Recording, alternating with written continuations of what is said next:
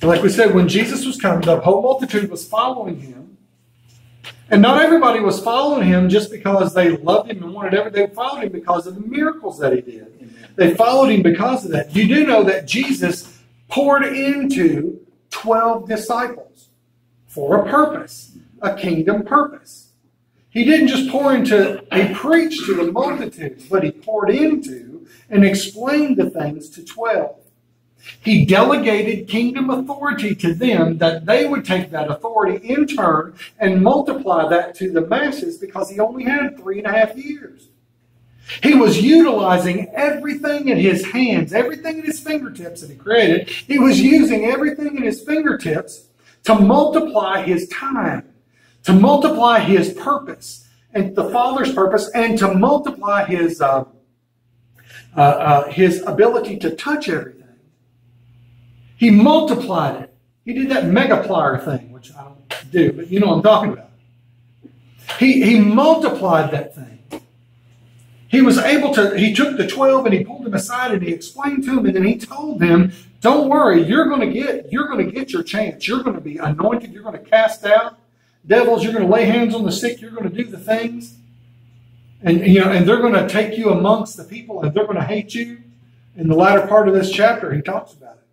He tells them they're going to take you. They're going to pull you out of the synagogues and beat you and kill you for my name's sake. Nobody wants to hear that part, that persecution part, but they're coming.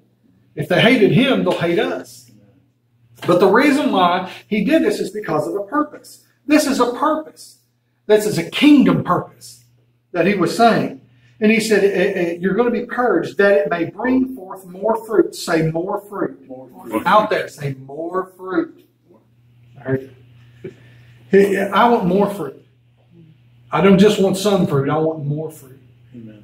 I want more fruit. You've got to be hungry for the things of God for yourself. In verse 3, he said, Now are you clean through the word which I have spoken unto you. Now watch this. You're clean. You're a Christian. You're there. You're believing God. You're doing the thing. Verse 3 says, Now you are clean through the word which I have spoken unto you. Abide in me.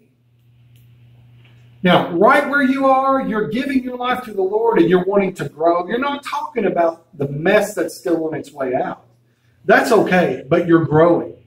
You don't have to be the greatest, latest, best thing ever in Christendom to come across the highway and preach on this side. That's not what he's talking about. You're there. You're clean because of the things that I've been telling you. In other words, as the word of God, that as he's been speaking, it's been illuminated unto you, and you have repented, and you've changed. But that's where you have to stay. You have to abide. He said, abide in me.